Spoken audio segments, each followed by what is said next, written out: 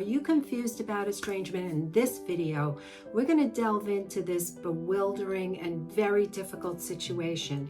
You're not alone. We're going to outline it, unravel it, and get down to the nitty-gritty. Hi, I'm Marie Morin. I'm a therapist and a wellness coach. Let's get started. So on this channel, we hope to bring insight, information, and help people to be empathetic to the other side. There's always another side and also your own side, because empathy and compassion are key if we're going to navigate this difficult topic. So the complexity of estrangement is something we really need to key in on. It's essential to dispel the misconception that it's just about toxic parenting or toxic behaviors within a family. Check the description box for Kylie Agalias's book, because she has an enormous amount of information that will really dispel the conflicting beliefs that many people have.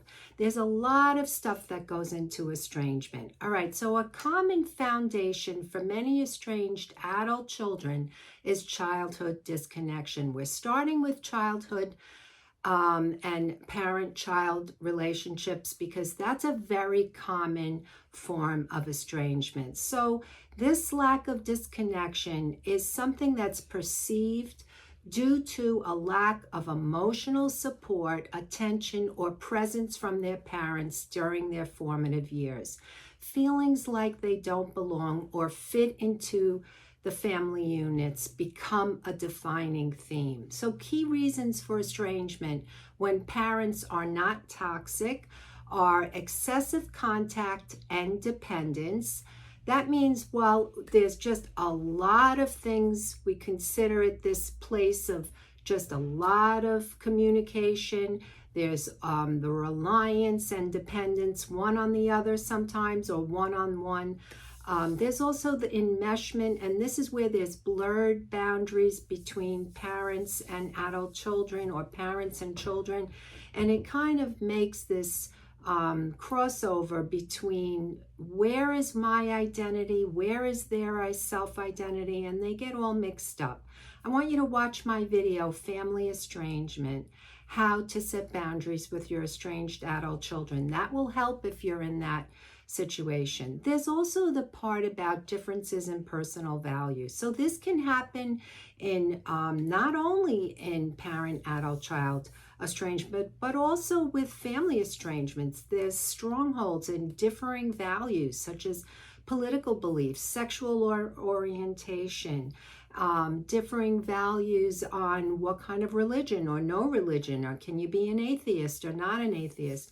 All of these things are in that area of differences in personal values. And then there's something called life cycle events. And these are major life events like births, remarriages, deaths, and these can impact family cohesion. What does that mean? If somebody's going through life cycle events, difficult times, or even exciting times, but there's a lot of stress involved, these life cycle events can impact someone's ability or desire to be involved and have the closeness with family. And then there's divorce. So we know that adult children from divorced families have a higher likelihood of estrangement.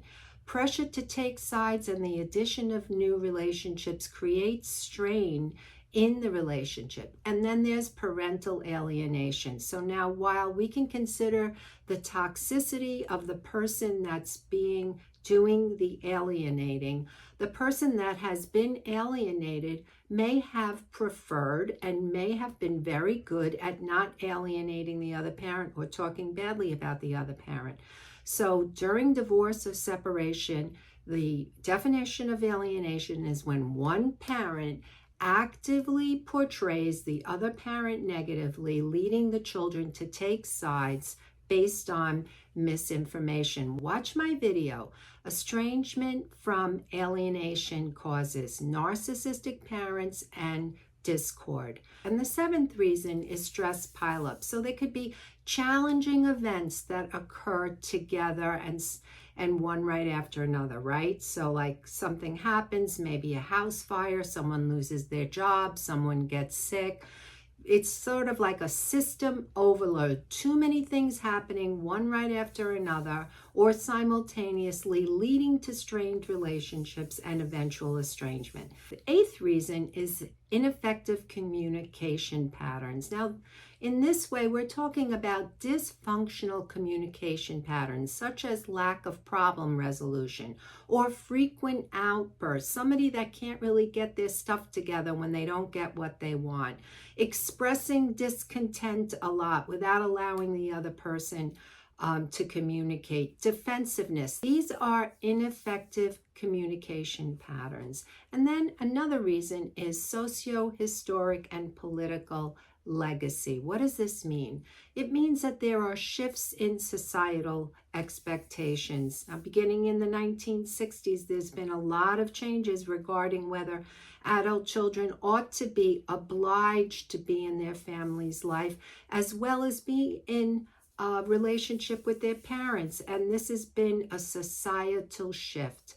And another reason is survival and personal growth. Let's face it, if you're in contact with someone and there's a lot of conflict and it becomes uncomfortable for you, you may desire to cut ties, or the other person may desire to cut ties because they're like, you know what?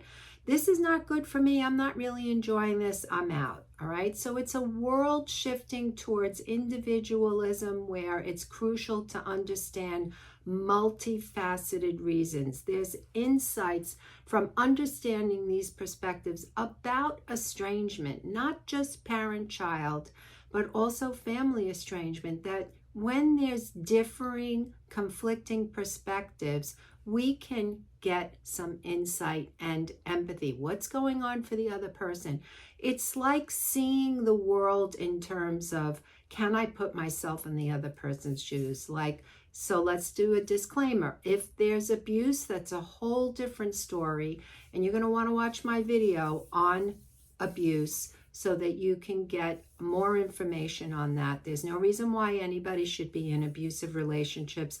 And in fact, if there is abusive relationships, it's recommended and suggested that you get yourself safe. That's a number one priority. If you find yourself navigating estrangement, seeking professional support of a therapist or a coach that's specializing, it doesn't have to be me, but it could be, you can contact me. It can offer personalized guidance towards your specific situation. I have tons of content that can help you, lots of different videos. Check out all of my content so you can see and gain support. Don't forget to subscribe, leave a comment, and hit the like button. See you in the next video.